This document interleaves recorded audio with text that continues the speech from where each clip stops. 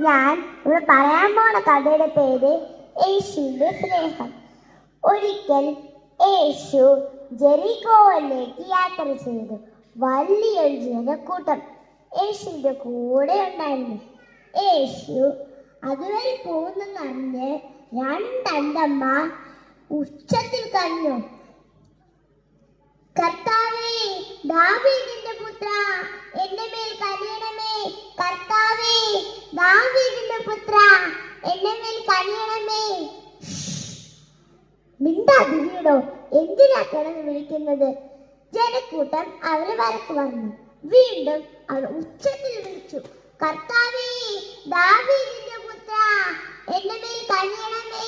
കർത്താവേ, ദാവീദിന്റെ പുത്ര, എന്റെ മേൽ കനിയണമേ. യേശു അത് കേട്ട് അവരുടെ അരികിലേക്ക് വന്നു. നിങ്ങൾക്ക് ഞാൻ എന്ത് ചെയ്യണം? കർത്താവേ, ഞാൻ കണ്ണ് തുറന്നിട്ടണം. യേശു കണ്ണുകൾ മെല്ലെ തൊട്ടു. അവർക്ക് കണ്ണുകാഴ്ച കിട്ടി. അവർ സന്തോഷത്തോടെ യേശുവിന്റെ ഒപ്പം പോയി. കൂട്ടുകാരെ, ഈ കഥയിൽ നിന്ന് നിങ്ങൾക്ക് എന്ത് മനസ്സിലായി?